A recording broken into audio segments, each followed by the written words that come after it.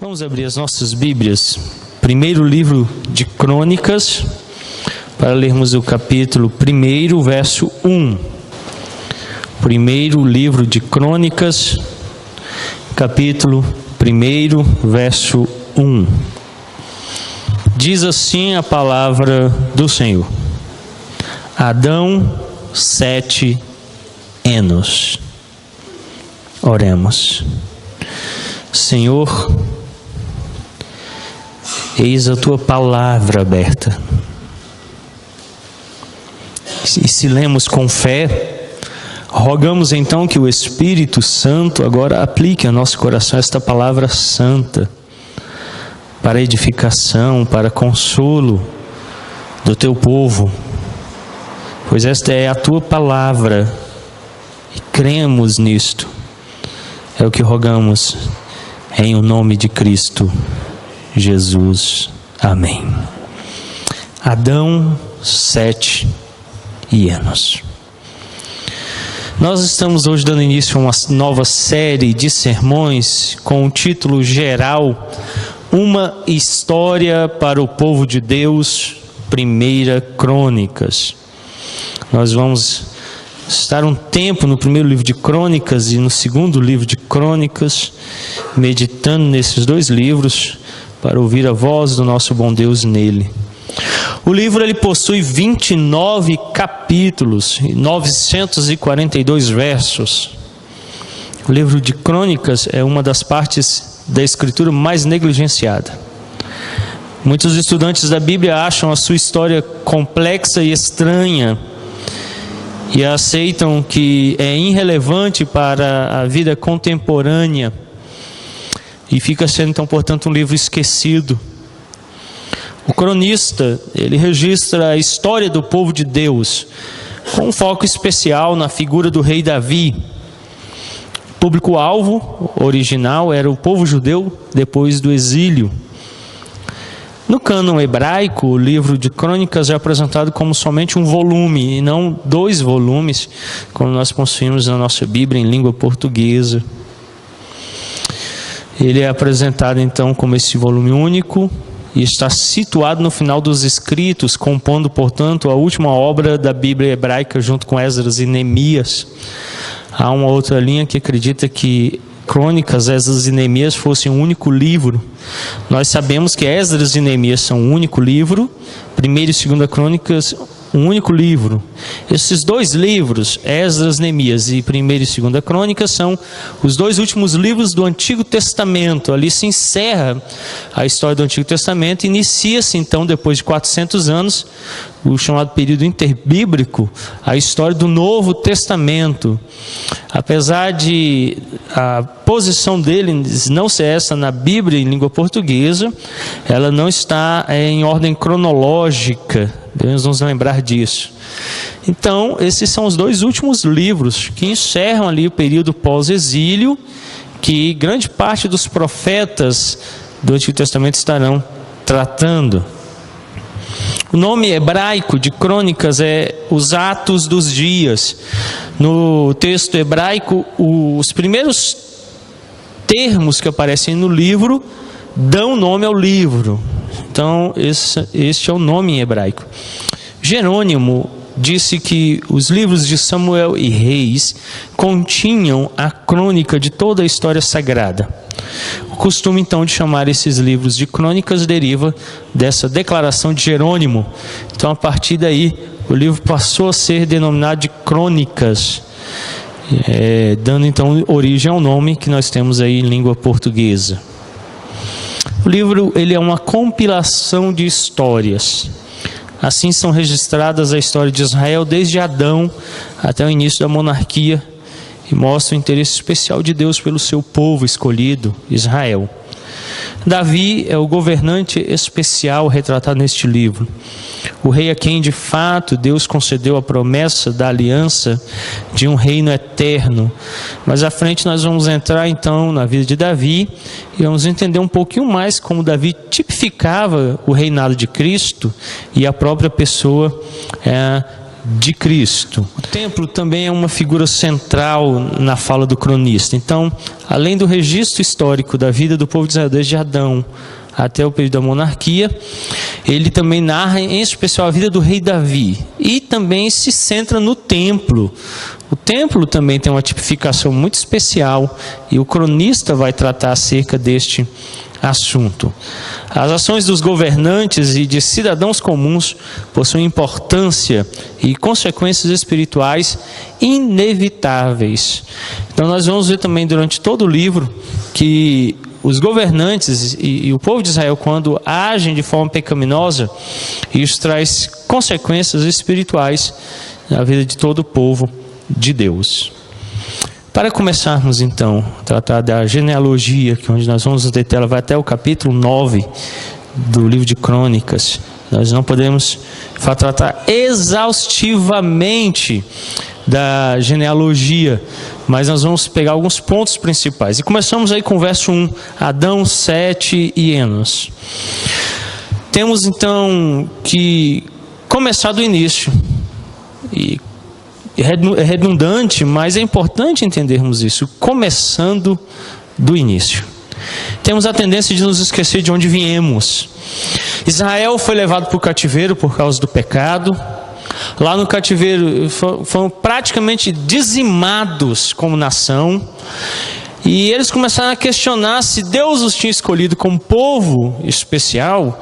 Por que eles estavam nessa situação de quase terem sido dizimados, terem perdido a terra e a vida que eles possuíam ali? E a nossa tendência é se nos esquecer de onde viemos, da nossa história, de tudo que aconteceu.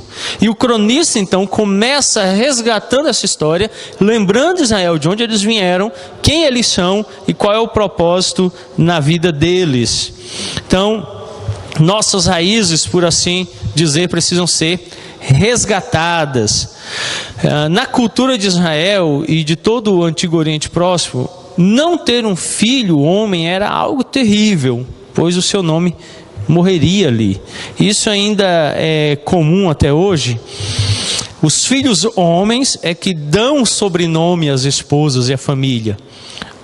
Então ter filhas mulheres significa que ali vai morrer o sobrenome da sua família. O sobrenome não vai à frente. E ali ele finda. Isso tanto no contexto hebraico quanto na nossa cultura. O relato de que há muito sofrimento na vida de alguns personagens bíblicos se dá a esse fato de não terem uma descendência para levar à frente o seu nome. Nós sabemos, e há entre nós histórias muitas sobre isso que relatam esse fato, quando há sobrenome importante nas nossas famílias por alguma ligação histórica ou algum relato que conta algo acerca dos nossos familiares. Então a gente conta com orgulho o fato daquele sobrenome estar presente, daquele sobrenome fazer parte de quem nós somos. A mesma coisa acontece nas Escrituras. Ter o sobrenome, trazer o sobrenome contava uma história. As genealogias têm uma participação importante na cultura das Escrituras. Um pastor estava narrando que ele fora ministrar um curso de teologia na África, e a África tem uma cultura bem diferente da nossa, e ele diz que quando ele estava então estudando o livro de Romanos, os estudantes ficavam assim apáticos, desligados da aula. E quando ele então tratava de genealogias, era uma alegria a sala, era uma festa. Eles ficavam empolgados de estudar a genealogia. Já para nós aqui, a genealogia é algo chato, né? Ficar ali lendo esses nomes que não têm significado, alguns são difíceis de serem ditos. Para quem vai ter bebê aí, vai ter um monte de inspiração aqui, né? Há um monte de nome aí bacana que você pode considerar. E na nossa cultura, então, genealogia não tem sentido, é algo assim estranho que a gente deve deixar para lá.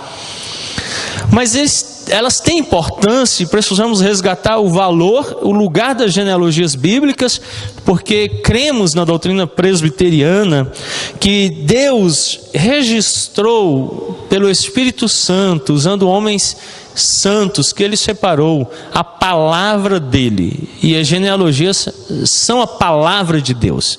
Por ser a palavra de Deus, Ele está nos falando. O que Deus está nos dizendo? É isso que veremos esta manhã. O que Deus quer nos dizer com Adão, Sete e Enos.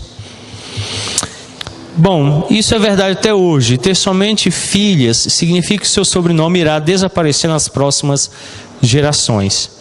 Assim, os filhos homens eram celebrados, pois levariam o nome da família e sua herança adiante. Ter filhos homens significaria prolongar a linhagem, a história e a herança. Ter filhas mulheres significaria que ali a herança dele findava, o nome, e ela não teria continuidade. E a última vez que eu atendi uma pessoa assim frustrada com isso, foi um filho que ao se casar tomou o sobrenome da esposa. Olha, aquele senhor chorava com lágrimas copiosas à minha presença. E ele falou assim: pastor, ele tirou o meu nome e adotou o nome da esposa. Porque ali então finda a história daquela família. Ela não avança, ela não vai ter continuidade na próxima geração. Bom, nós possuímos um sobrenome desde a criação do mundo.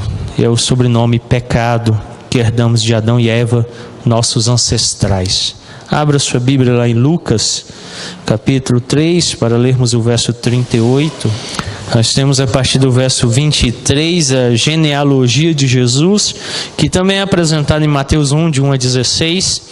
Mas aqui em Lucas nós a encontramos em toda a sua amplitude. Era muito comum que a genealogia fosse editada por um interesse especial. E então aqui em Lucas 3, 38 nós encontramos Cainã, filho de Enos, e Enos, filho de Sete, e este filho de Adão, filho de Deus. A genealogia que ela também tem outra característica, que ela vai acontecer de forma regressiva. Ela começa em Cristo, no verso 23, ora tinha Jesus cerca de 30 anos ao começar o seu ministério, era como se cuidava, filho de José, filho de Eli. E termina então o verso 38 dizendo que a geração dele vem de Cainã, de Enos, Enos de Sete e Sete de Adão, e Adão é filho de Deus, foi gerado por Deus. Se Deus gerou Adão como o primeiro homem da humanidade, toda a humanidade descende de Adão. E todos nós somos descendentes dele, como disse C.S. Lewis na sua série Crônicas de Nárnia, nós somos filhos e filhas de Adão. O nosso sobrenome, portanto, é pecado, porque Adão e Eva, tendo pecado, transferiu a toda a humanidade por geração esse pecado. Então, por nascimento somos pecadores. Trazemos então desde Adão o pecado. Todos nós somos pecadores. Assim Israel deveria ser identificado com Adão. Abra sua Bíblia em Oséias capítulo 6, o verso 7. Para fazermos a leitura, declara: mas eles transgrediram a aliança como Adão. Eles se portaram aleivosamente contra mim. Deus, através do seu profeta, falando a Israel, declara que Israel com Adão transgrediu a aliança. Nós somos transgressores como Adão foi transgressor. Nós herdamos, trazemos de Adão essa herança pecaminosa. Esse é o sobrenome que herdamos dele. Essa é a herança que herdamos de Adão. E o cronista está lembrando a Israel que Israel está ligada a Adão por geração. Descende de Adão, vem de Adão. Devemos ter em mente que Adão é nosso pai. Nele fomos contados com toda a humanidade. É o ponto comum que possuímos como humanidade. Adão é o nosso pai. Nele fomos gerados. Nele entramos no estado de queda e estamos ligados a ele. Nele também foi dada a promessa de uma descendência. Gênesis capítulo 3, o verso 15. Primeiro livro da lei de Moisés, chamado Gênesis, capítulo 3, verso 15. Porém, inimizade entre ti e a mulher, entre a tua descendência e o seu descendente. Este te ferirá a cabeça e tu lhe ferirás o calcanhar. É o que na teologia presbiteriana denominamos proto-evangelho. É a apresentação primeira do evangelho, qual seja uma oposição entre duas sementes, entre a descendência da mulher e o descendente da serpente. Essas duas descendências estão em antítese, em luta. A partir daqui, toda a Escritura vai apresentar essa luta entre as duas sementes. Uma semente que Deus preserva na mulher e uma semente que vem de Satanás. E ela vai se estender por toda a Escritura. Por isso ele conta na geração de Cristo. Abra sua Bíblia em Romanos, capítulo 5, Epístola de São Paulo aos Romanos, capítulo 5, verso 14. Capítulo 5, verso 14. Entretanto, reinou a morte desde Adão até Moisés, mesmo sobre aqueles que não pecaram, à semelhança da transgressão de Adão, o qual prefigurava aquele que havia de vir. Adão era uma pré-figura de Cristo. Como Adão foi nosso pai para a morte, Cristo é o nosso pai para a vida. Em Adão foi gerada toda a humanidade em queda. Em Cristo será gerado todos os eleitos para a redenção. Então, Adão é a primeira figura e Cristo é a segunda figura em relação a ele. 1 Coríntios capítulo 15, o verso 22. Porque assim como em Adão todos morreram, assim também todos serão vivificados em Cristo. Ora, em Adão apresenta-se a queda e em Cristo apresenta-se a redenção.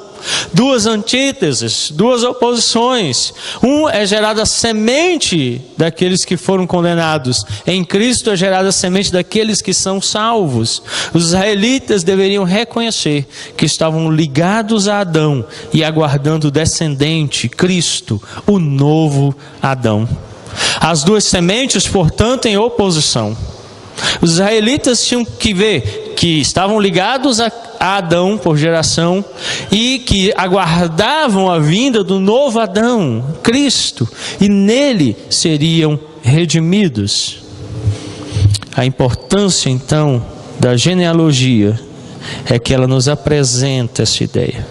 E em segundo lugar então, nos é apresentada a semente da mulher versus a semente do maligno.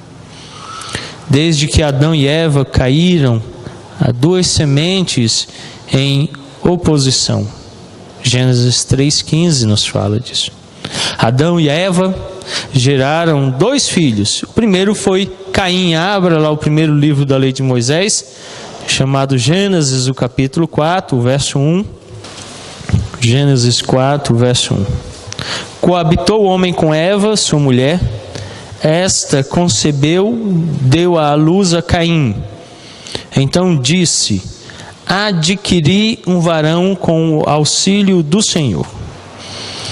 Depois de ter gerado Caim, o segundo foi Abel. Olha o verso 2 do capítulo 4. Depois deu à luz a Abel, seu irmão. Abel foi pastor de ovelhas, Caim lavrador. Nós temos então os dois filhos que Adão gera com Eva. Mas quando lemos 1 Crônicas, o texto diz que Adão gerou Sete, e Sete gerou a Enos. Nem Caim nem Abel estão aqui. Quem aparece é Sete. Caim, que pertence à semente do maligno, conforme descrito em Gênesis 3,15, lhe faz o que é próprio e mata o irmão. Abra sua Bíblia em 1 João, a primeira epístola de São João, capítulo 3, leremos os versos 11 e 12. Primeira epístola de São João, capítulo 3, versos 11 e 12. Porque a mensagem que ouvistes desde o princípio é esta: que nos amemos uns aos outros, não segundo Caim, que era do maligno e assassinou a seu irmão. E por que o assassinou? Porque as suas obras eram más e as de seu irmão justas. O Evangelho de João, o primeiro verso, João começa falando que no princípio. E aqui o verso 11, ele diz que desde o princípio. Ora, é a expressão presente lá em Gênesis, que no princípio criou Deus os céus e a terra. João está se referindo ao livro de Gênesis. E tomando então também isso, ele apresenta aos seus leitores no verso 12 a imagem de Caim, que ele declara era do maligno. E o maligno com letra maiúscula, o próprio Satanás. Caim é da semente do maligno. Se Deus declarou em Gênesis 3,15 que haveriam duas sementes, elas se manifestam logo em seguida. Já no capítulo 4, as duas sementes em antítese se apresentam. Caim, que é do diabo, e Abel, que o texto nos declara que é justo. E as duas sementes se contrapõem, e Caim mata Abel. O diabo deve ter feito uma grande festa e dito: venci. O descendente foi morto. Ora, não sabia ele que não é este o descendente, mas ainda viria o descendente. Desta descendência que Deus suscita, que Deus preserva, que Deus mesmo traz. O nome de Caim significa adquirir, obter, possuir. Então o texto em língua portuguesa não deixa isso claro, mas quando nós lemos Gênesis 4, o verso 1, no texto hebraico, a ideia apresentada é bem distinta da que está em língua portuguesa. Eva declara: procriei um homem com o Senhor. Uma tradução bem literal, mas uma mais própria à língua portuguesa seria: eu, Eva, dei à luz um filho, ajudando Deus. Eva literalmente revela uma ideia de sinergismo. Deus faz sua parte e eu a minha. Ora, essa ideia do sinergismo já vem do jardim. Eles são os primeiros arminianos da história, quando Adão e Eva, em estado de queda, envergonhados por causa do pecado, tentaram coser para si mesmos roupas feitas com folhas de figueiras, produzindo a sua própria autossalvação da sua vergonha. E de novo agora Eva vem com essa ideia de que ela está auxiliando, ajudando Deus, participando como se Deus de alguma coisa precisasse de nós, como se fosse servido por nossas mãos, como se precisasse do ar ou de coisa alguma que derivasse da criação. E aí você esquece que Ele é o Senhor soberano, absoluto do universo, que criou todas as coisas do nada a partir da sua palavra, que tudo existe por causa dEle e para Ele, que todas as coisas têm origem nele, e nada tem sentido fora dele, e que Ele é autossuficiente nele mesmo. Por isso não houve sinergismo, participação de Eva para com Deus, ajudando. O texto declara: disse. Eva é que disse, foi da boca dela. Ela diz: eu adquiri. Então é um jogo no texto hebraico entre o nome de Caim e aquilo que ela fez. Os filhos eram nomeados pelas situações, pelos eventos ou pelas suas características pessoais. E o que caracteriza Caim? Ele é fruto do estado pecaminoso de Eva e Adão, do estado no qual eles viviam. Tanto que o termo que aparece, o termo varão, que no hebraico é homem adulto, denota isso. Eva diz assim: eu gerei um homem adulto, em estado completo, perfeito. Ele não é um bebê, não é uma criança. Ele é um homem adulto, perfeito, completo em si. Caim denota o estado de queda de Adão e Eva. É a representação, a imagem perfeita do que eles são. A partir então desta realidade é que o Senhor apresenta uma contrapartida ao que Adão e Eva fizeram. E então Já no nascimento de Abel, o verso 2, a ausência de comentário de Eva do nascimento dele, e isso denota que não há na geração dele a participação de Eva como corresponsável. Olha o verso 2: depois deu à luz a Abel, seu irmão. Abel foi pastor de ovelhas e Caim lavrador. Eva não tem comentário nenhum do nascimento de Abel. Ela não faz nenhum comentário. Simplesmente o texto narra que ele nasceu e ele era irmão de Caim, tinha profissão. Não há comentário da parte dela, se silencia. Porque Abel não é fruto de quem Eva é, o que ela pode fazer. Abel é justo e ele foi dado por Deus. Há uma distinção entre as duas sementes. Como Cristo não está ligado à humanidade, porque não foi gerado de José e Eva, mas é fruto do Espírito Santo no ventre de Maria, Deus está começando a dizer: eu suscito uma geração, sou eu que dou uma descendência santa. Ela não pode vir de vocês, ela não pode ser gerada por vocês, e ela não pode descender de vocês. Vocês pertencem a Adão e estão em queda.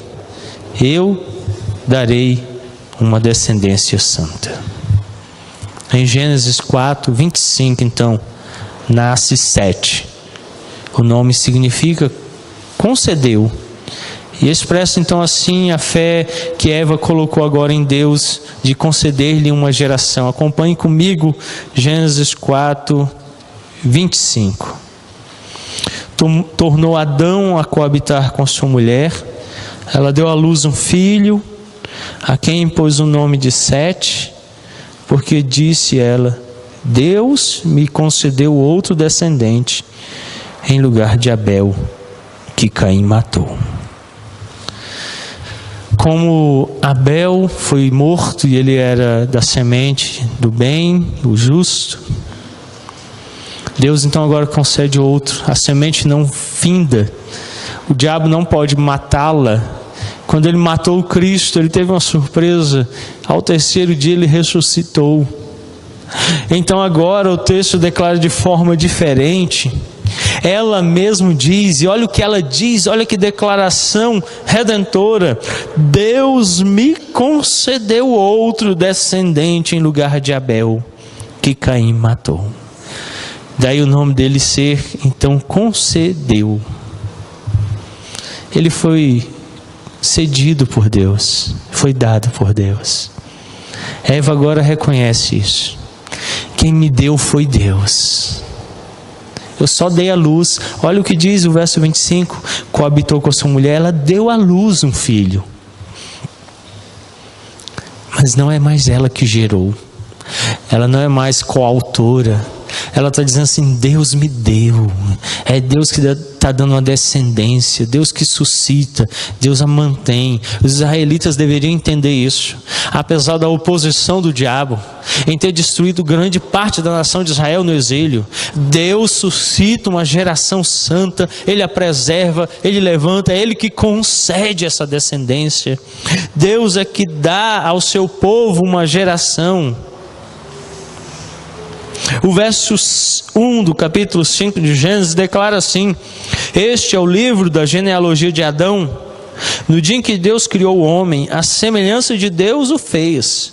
Homem e mulher os criou e os abençoou e lhes chamou pelo nome de Adão, no dia em que foram criados. Então Deus mesmo concedeu a eles uma geração. Deus deu a eles uma descendência. E então a partir dali, essa descendência é marcada em Sete. E Sete vai dar origem a Noé. Nós vamos ver próximo domingo a genealogia de Noé. E ela também tem uma história belíssima da ação de Deus na preservação do seu povo, chamando uma descendência santa, preservando ela com mão poderosa, na história da humanidade, conduzindo o seu povo até chegarmos lá em Lucas 3, onde nós vamos encontrar essa genealogia tendo fim em Cristo. E em Cristo todos nós somos gerados e feitos um novo Israel, uma nova descendência do povo que Deus chama para si. Portanto, ao lermos 1 Crônicas 1:1, Adão, Sete e Enos, lembremos-nos da antítese entre as duas sementes e de como Deus preserva o seu povo, chamando-nos em santidade, Ele operando em nós para louvarmos e adorarmos. Curva sua fronte, feche seus olhos, vamos falar com Deus, vamos orar. Bondoso Deus, nos esquecemos de quem somos, de onde viemos, a nossa descendência. Que ora, quando estávamos em pecado, éramos filhos de Satanás, filhos do diabo. Mas em Cristo fomos chamados e adotados, feitos filhos de Deus, a saber os que creem no seu nome. Assim, já não somos contados na descendência de Adão, mas agora na descendência de Cristo, que descende de Sete, aquele que o Senhor concedeu, aquele que o Senhor deu, que prefigura o próprio Cristo, que nos foi dado e concedido pelo Senhor no nascimento virginal. Ele não é filho de José e Maria, mas é o próprio Filho de Deus encarnado para a salvação de todo aquele que nele crê. A nossa história aponta para Adão. A nossa genealogia está ligada a Adão. Mas agora, pela graça, estamos ligados a um novo Adão, a uma nova genealogia e a uma nova história de um povo remido, resgatado. Dar-nos, ó Deus, vivermos consoantes a esta história e honrarmos este novo nome que recebemos, lembrando-nos da nossa história, para louvarmos e bendizermos o Teu nome por esta nova história. É o que oramos em nome de Cristo Jesus. Amém.